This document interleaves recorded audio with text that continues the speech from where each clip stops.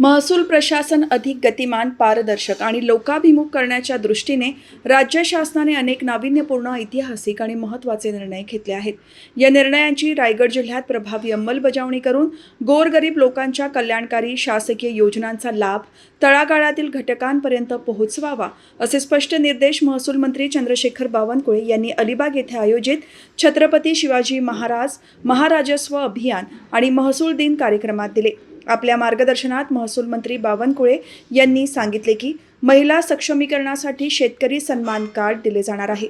तसेच जिल्ह्यातील शेत पाणंद रस्ते शोधून 3 महिन्यात त्यांचे सीमांकन करण्याचे निर्देश त्यांनी प्रशासनाला दिले.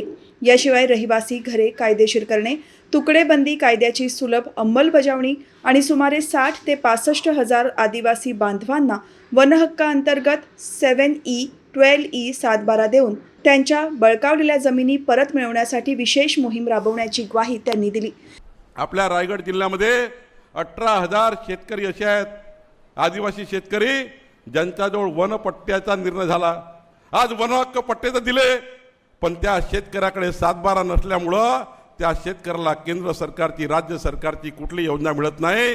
या जिल्ह्यात 18,000 आमचे आदिवासी शेतकरी असे आहेत ज्यांना वनहक्क पट्टा मिळाला, पण त्या गरीब माणसाला योजना मिळत नाही, कारण त्यांचा 7/12 झाला नाही. पण मी निर्णय घेतला तटकरे साहेब, काल पुढच्या 3 महिन्यामध्ये आदिवासी असलेल्या सर्व शेतकऱ्यांना आपल्या मंत्रिमंडळाने मंजूर केलेला नवा शेतकऱ्याकरता जो 7/12 आपण तयार केला, जसं 7/12 सर्वसाधारण शेतकऱ्याकरता आहे, तर आदिवासी शेतकऱ्याकरता 7E आणि 12E होणार आहे. या 7E आणि 12E झाल्यानंतर या शेतकऱ्यांचे संपूर्ण हक्क त्या ठिकाणी प्रस्थापित होणार आहे. मी तुम्हाला विनंती करणार आहे सर्व आमदार महोदयांना की आपल्या अध्यक्षतेखाली मी बळीराजा पांढर रस्त्याची योजना तयार केली आहे, आपल्याच अध्यक्षतेखाली पट्टे वाटपाची योजना तयार केली आहे, आपल्याच अध्यक्षतेखाली आदिवासी समाजांना 7E आणि 12E. मी जिल्हाधिकाऱ्याला सूचना करेल, आमच्या टीमला सूचना करेल, समोर बसलेल्या महसुली टीमला, की या ठिकाणी आमच्या सर्व लोकप्रतिनिधींच्या हस्ते 18,000 आदिवासी लोकांचे पट्टे वाटप या ठिकाणी 7/12चे 7E आणि 12Eचे वाटप त्या ठिकाणी केले पाहिजे. 7E 12E मिळाल्याबरोबर केंद्र सरकारच्या, राज्य सरकारच्या सर्व योजना त्या आदिवासी वंचित लोकांना मिळणार आहे. हा निर्णय आम्ही काल बैठकीमध्ये केला. पुढच्या 3 महिन्यामध्ये सर्व लोकप्रतिनिधींनी आपल्या भागातल्या आदिवासी लोकांना 7E आणि 12E वाटप करण्याचा निर्णय करावा. एवढंच नाही, आता तटकरे साहेब विचार केला आहे, या जिल्ह्यामध्ये आदिवासी गरीब माणसाची शेतजमीन ज्या मोठ्या माणसांनी लुटून टाकली आहे, त्याची परवानगी घेतली नाही, आदिवासी लोकांना फसवलेला आहे, त्यांचाही विचार आम्ही केला. आता आदिवासी लोकांना ज्यांनी फसवलं असेल, ज्यांची जमीन बेकायदा हस्तांतरित केली असेल, त्या सर्व जमिनी आदिवासी समाजाला परत मिळण्याकरताही आम्ही काम चालू केलं आहे.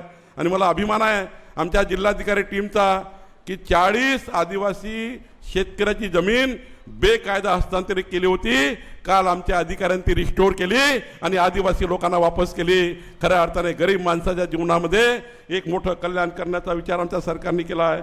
या सोहळ्याला खासदार सुनील तटकरे, माजी खासदार धैर्यशील पाटील, मंत्री अदिती तटकरे, भरत गोगावले, आमदार प्रशांत ठाकूर, रविशेठ पाटील, महेंद्र दळवी, विक्रांत पाटील, प्रमोद जठार, जिल्हा परिषद अध्यक्ष मंगेश वाकडीकर, कृषी सभापती वैकुंठ पाटील, कोकण विभागीय आयुक्त रुबल अग्रवाल, महसूल अप्पर आयुक्त वैशाली उंटवाल, रायगडचे जिल्हाधिकारी किशन जावळे, मुख्य कार्यकारी अधिकारी नेहा भोसले, जिल्हा पोलीस अधीक्षक आंचल दलाल यांच्यासह मान्यवर उपस्थित होते. समारंभाच्या प्रारंभी मंत्री महोदयांसह सर्व मान्यवरांनी विविध शासकीय विभागांद्वारे उभारण्यात आलेल्या माहितीपूर्ण स्टॉल्सला भेट देऊन योजनांची पाहणी केली. राष्ट्रगीत आणि दीप प्रज्वलनाने कार्यक्रमाची औपचारिक सुरुवात झाली. या सोहळ्यात महसूल दिनाचे औचित्य साधून उत्कृष्ट कार्य करणाऱ्या महसूल विभागातील अधिकारी आणि कर्मचाऱ्यांचा महसूल मंत्री आणि मान्यवरांच्या हस्ते प्रशस्तीपत्र देऊन विशेष गौरव करण्यात आला.